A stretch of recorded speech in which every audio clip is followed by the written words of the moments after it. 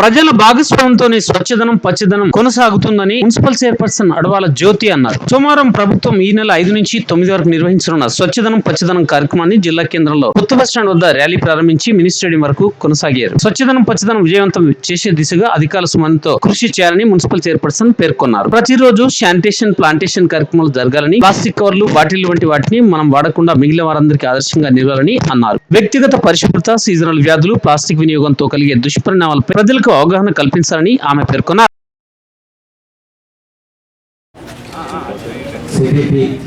వాళ్ళందరూ దయచేసి ఇక్కడికి రావాలని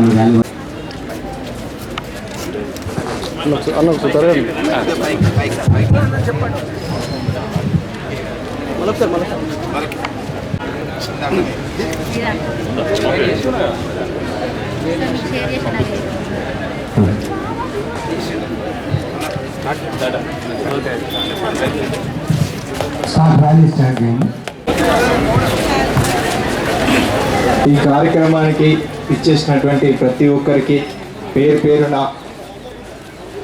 ధన్యవాదాలు తెలియజేసుకుంటూ ఈ ర్యాలీని ఇలాగే మినీ స్టేడియం వరకు ప్లకార్డులు కూడా ఇవ్వండి.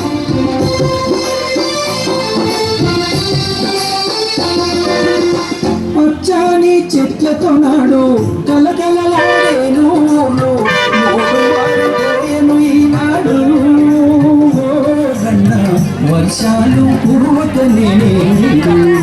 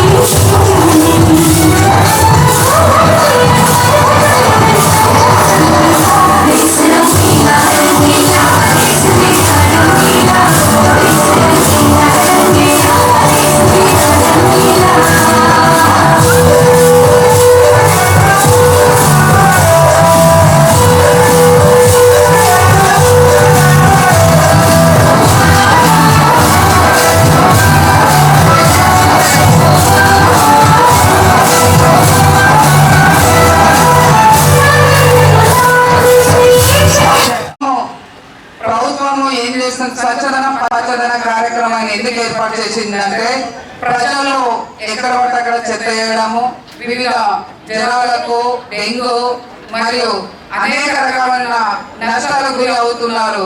ముందుగానే వాటిని గ్రహించి ముందు జాగ్రత్త చర్యలు చేపట్టడం కోసము ప్రభుత్వము ప్రజల్లో అవగాహన తీసుకురావడానికి ఈ కార్యక్రమాన్ని ఏర్పాటు చేయడం జరిగింది.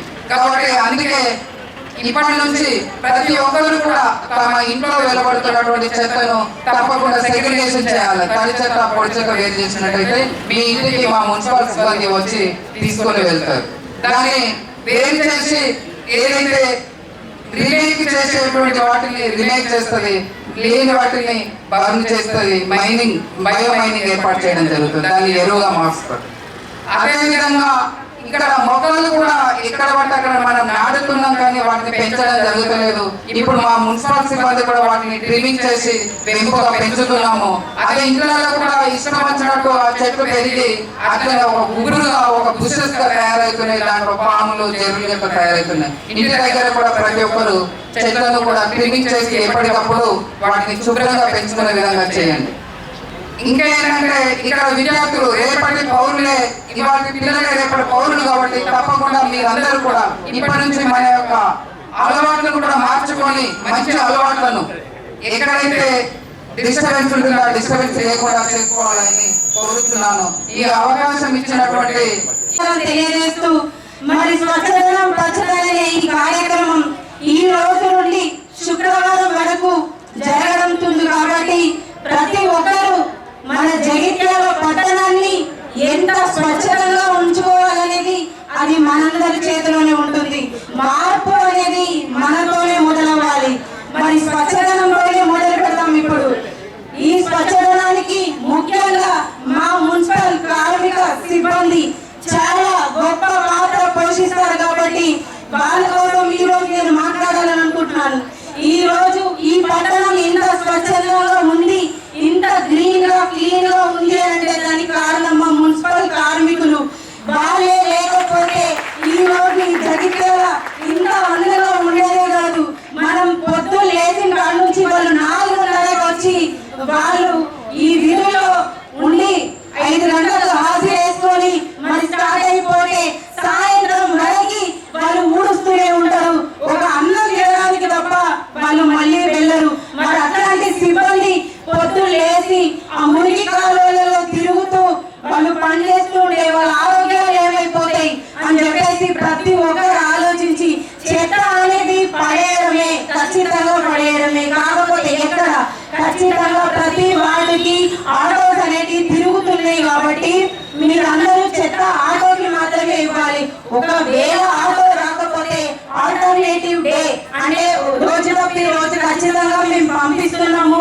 చెత్త అనేది ఆటోకు మాత్రమే ఇవ్వండి, మా కార్మికులకు మాత్రమే ఇవ్వండి. దయచేసి రోడ్ల మీద పడేయద్దు.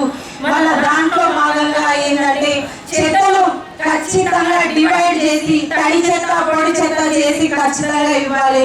అట్లా ఇస్తేనే మేము తడి చెత్తని కంపోస్ట్ చేయడానికి, పొడి చెత్తని బయోమెడ్ చేయడానికి ఉంటుంది. కాబట్టి మీరందరూ దయచేసి అర్థం చేసుకోవాలి. కొంతమంది అయితే అసలు ఏ బాధ్యత లేకుండా ఆ గాజు పెంటలు కూడా అదే చెత్త డబ్బులో పడేస్తారు. పాపం మా కార్మికులు తెలియదు, అందరూ చేతులు పెట్టి తీసుకుంటే వాళ్ళ చేతులు కడపే వాళ్ళు నిలబడి తరబడి ఊళ్ళో కాకుండా అయిపోతుంది. కాబట్టి వాళ్ళ ఇల్లు గడవడానికి కూడా కష్టంగా ఉంటుంది. కాబట్టి దయచేసి జగిత్యాల ప్రజలందరూ మా కార్మికుల కోసం ఆలోచించి మీరందరూ చెత్త కార్మికులకు మా సిబ్బందికి మాత్రమే వేయాలని చెప్పేసి ప్రతి ఒక్కరిని కోరుకుంటున్నాను.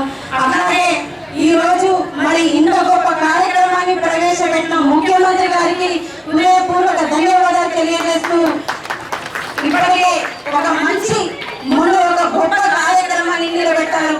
అది రైతుల కోసం. మరి రైతే రాజు, రైతుకు రుణమాఫీ చేస్తేనే ఈ దేశం బాగుంటుంది. ఒక ఆడకూతురు ఇంట్లో ఏడిస్తేనే ఆ ఇల్లు బాగుంటది అని అంటారు. మరి అట్లాంటి ఒక రైతే ఏడిస్తే ఈ దేశం బాగుపడదు. కాబట్టి మరి అలాంటి ఒక రైతుకు న్యాయం చేయడానికి మా కాంగ్రెస్ ప్రభుత్వం ముందుకు వచ్చింది. కాబట్టి మా రేవంత్ అన్న సర్కారు ముందుకు వచ్చి రైతే రాజు, రైతు అప్పుల ఊపిలో కూడిపోకూడదని చెప్పేసి, ఊపిలో పడకూడదని చెప్పేసి ఈ రోజు రైతులు ముందుకు తీసుకొచ్చి రైతుకు న్యాయం చేయాలని చెప్పేసి ఒక గొప్ప కార్యక్రమం తీసుకొచ్చి రైతుకు రుణమాఫీ చేసి వాళ్ళ కళ్ళలో ఆనందం చూసింది. కాబట్టి ఇది తెలంగాణ వైపు ప్రతి ఒక్క రాష్ట్రం తలెత్తులను చూసేలా చేసిన ముఖ్యమంత్రి గారు రేవంత్ అన్న గారు. కాబట్టి ఆయనకు ముఖ్య ధన్యవాదాలు తెలియజేస్తూ మరి ఎలాగైతే ఇలాంటి కార్యక్రమాలు, ఇలాంటి గొప్ప సేవ చేయడానికి రేవంత్ అన్న ముందుకు వచ్చిందో, మరొక మంచి మహిళల కోసం మంచి పథకాల కోసం ముందుకు వచ్చిందో, మరి అట్లాగే ఇలాంటి ఒక గొప్ప కార్యక్రమాలు మనం అవసరం. స్వచ్ఛదనం పచ్చదనం అనే కార్యక్రమం నిర్వహించి ఈ జగిత్యాలకి వస్తే చెట్టు నాటడం అనేది, ఒక మొక్క నాటడం అనేది ముఖ్యం కాదు. ఆ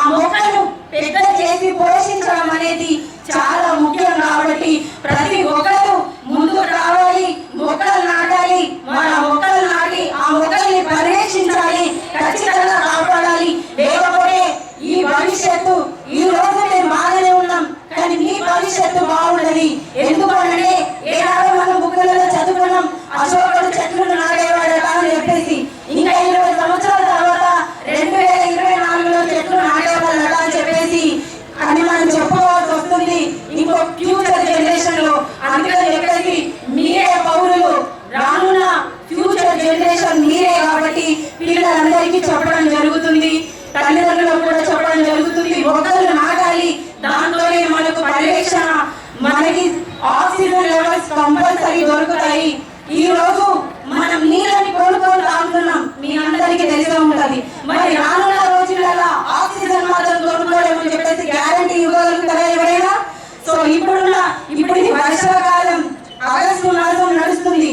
మీరు చూస్తున్నారు ఎంత వేడిగా ఉంది. పొద్దున 8:30కు మీకు అందరికి అర్థమవుతుంది ఉంటుంది.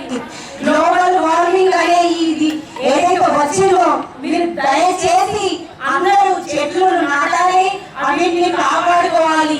ఒకవేళ అవి పెరిగి ఎక్కువ తక్కువ పెరిగితే కొంచెం ట్రిమ్మింగ్ చేసుకోవాలి తప్ప చెట్లుని నరకడం మాత్రం కరెక్ట్ కాదు. ప్రతి ఒక్క ఇంటి ముంగడ ఆకులు పడుతున్నాయి, చెత్త అవుతుందని చెప్పేసి చెట్లు నరికేసుకుంటున్నారు. అది తప్పు.